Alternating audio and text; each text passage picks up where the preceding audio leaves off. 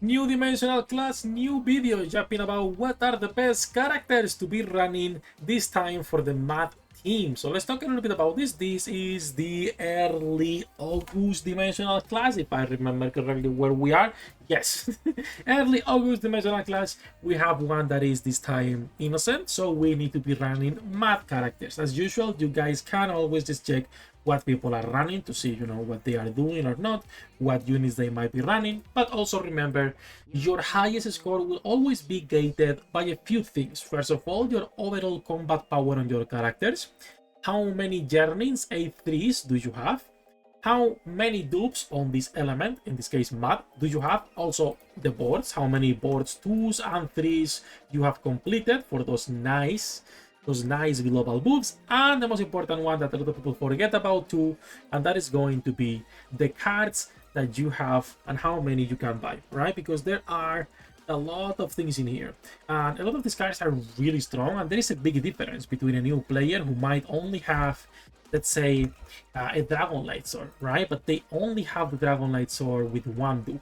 And there's a big difference between getting this 40% attack, which is huge already, but there is a difference with 100% attack, right? So always take that into consideration, but remember to participate even if you are blocked on stage 3, 6, 10, 12, 15, doesn't matter. Always participate because you get a free multi just for joining, all right? Just for joining, free multi. The higher you can go, the better for the rewards. It's not a huge difference. As you guys can see, it's only 500 gems more. The rewards are pretty well distributed. The only thing that you might be missing out on is the cosmetics themselves, all right? That's it. Enough jumping. Let's talk a little bit about the red team and what currently alternatives you guys can be running if you don't have all the characters. This is my team that I've been running, and we can talk about why. So let's unselect everything. Let's go filter, put only the math characters, and talk about all of them. And we can go row by row as usual, starting with the front row. This is super defined currently on the math meta. If we're talking about math characters, your main tank will forever be Chloe. Okay, she is a fantastic character that also can be doing decent damage. It's not a DPS, it's not a sub DPS, but Mad is lacking proper DPSs. Now we have a couple more, but you can run her and she will be doing great, right? Then you have the second character that is almost a staple on every single red team, and that is Nair. Huge moves, the immortality for the front line, everything. She's one of my favorite characters and one of the best journeys to grind if you can. This is one of the best ones that I would recommend to prioritize for a lot of players if you are a main red. And then the last spot is where you can be a bit more flexible. A lot of people run leads. A lot of people, well, a few people run Ifrit. Not a lot, but a few people do run Ifrit. The best pick usually is Shady. Not only because her utility, but because she can flip the boss. Actually, she can flip the boss every time she's moving between dimensions and putting herself behind the boss.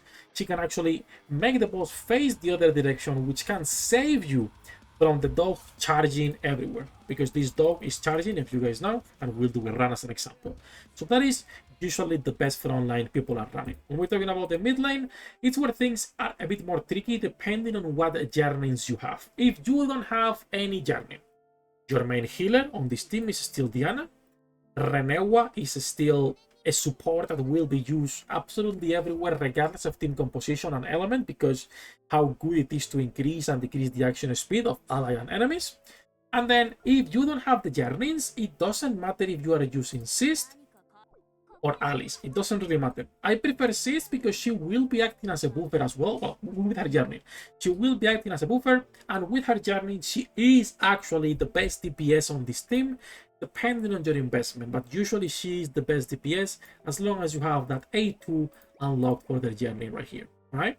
So that is one of the biggest things, because you remove all of these RNG and you cannot deal 930. It's always gonna be highest possible damage percentage, so 2.650, right? That is a lot of damage, 2600, which is gonna be destroying enemies, and you can spam this quite often. So that is the mid lane. I will talk about senior skills also in a moment. When it comes to the back row, there is currently, okay, before we didn't have enough characters, so we were running Yumimi and also Maison, I believe it is, yes. We were running these two, but now there are finally good options, and we have a full 9-man team for map.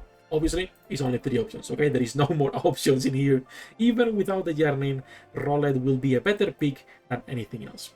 When it comes to ultimates and who do you want to be focusing your items on, heavily depends on your account. For people who can clear stage 18, most of the time what we are focusing on is going to be your main damage dealers. So I'm focusing on Cyst for the items. I always remove the ultimate for Diana because I'm gonna be 100% honest, guys. Like, I have it at level 1, it's useless. I don't like it at all, at least for raids. You could be using this on PvP, but when we're talking about PvE, it's a pretty bad skill overall. So I usually remove Diana because we don't need that for the heals. I do like keeping all my frontline, or at least Shady and Nair. You can remove Chloe. This depends on what DPSs you want to be running. For example, I want to be using Roulette as a DPS, and I like using Mayo as my third DPS on this team. So I focus on Cyst, Roulette, and Mayo. But again, a lot of RNG on what items you can get. That's usually what I do. You can, if you prefer, disable Mayo, put it on Chloe. If you don't have the Yearning for Roulette, you could be going for Mayo or for Belita. Heavily depends on your team composition and how lucky you've been. That's it. This is the team that I usually run. And the items. This is, like I said earlier, the biggest roadblock for most players. It's pure RNG. This depends on how much you're willing to reroll until you get good items. To me, I try to focus, like I said, first on Cyst for the best items if I can, for my biggest damage dealer, and secondary items I try to put on both Mayo and Roulette. For example, I get the Dawn, which is a great item, and I can put it on Mayo or on Roulette. If I get the Roulette Mike Hat, it's not fantastic here. This is not a great item here because it will not proc. You are still getting the attack, you are still getting the crit rate and the passive as well. So all in all, rather than picking the kettlebell or rather than picking the Leeds Worn Whetstone, because my Chloe can survive on her own, I might just put instead the magic hat on Roulette. Again, it's not a great item for raids, but it's better than nothing. If I get something like this, I try to get SP. Usually Cyst does not need a lot of SP, so you can put this on your back row instead for your DPS girls in here, wherever you want to put it. Once again, pretty bad items here, super unlucky, so we can put this on Belita for the magic damage. Super bad luck, guys, like really bad items. This is already a run that I would personally restart. Like if this is a run that I'm getting and I'm not getting items that I know will be carrying my damage, this to me is, oh, by the way, I should have picked the Cane right there. This to me is a restart, like absolutely 100%. I'd rather just go and restart because I know those items will not be carrying me. And this is something that a lot of people don't like about Dimensional Clash, is how much RNG there are and how much you have to restart. And the worst part is that if you are not clearing stage 18, you have to restart from 3 previous stages, which is annoying, right? It is super annoying. So this is why a lot of people don't like this game mode. I can understand it and I can see why. I don't mind restarting a little bit, but it depends. Sometimes I'm like, okay, I have enough. I don't want to be doing this anymore. Pretty nice here. It's not the best items in the world, but it is good. We could be going for the GACHAS on Cyst because it's a good item for her. I would prefer to get a Shion Cape and a Dragonlight Sword if possible, but with the amount of RNG, it's never... Okay, obviously, I said that and I get the cape. With the amount of RNG that there is, it's really hard to get what you're looking for. Because if we're trying to be... if we're trying to cope here, I would like to get the Shion Cape on all of my characters, right? I would like to get the Shion Cape and a Dragonlight Sword on all of my DPSs. But the amount of RNG required for that is way too much. At least for me, it's not worth it. For some people, it might be worth it. Here you could be going for the Tick Basic Sword, but overall I'd rather take the 100% attack on my Roulette. Again, both are fantastic items. And here, it depends what you want to be going for when it comes to your Mayo. If you want to be going for the Poison, which is not what deals the damage, is the actual explosion. Or if you prefer to go for the GACHAS for the skill damage. Both work, both are good, and a GACHAS max out is also giving 60% attack, which is pretty good. Both, just for the stats, are great cards. Alright, Dragonlight Sword, which is pretty nice. And then if we can get something else for her, a cape, fantastic. That is pretty good. And then the last 2 items we will be putting on our Belita most likely, but that's not really good for her. I guess we can just put more SP on our mid lane here.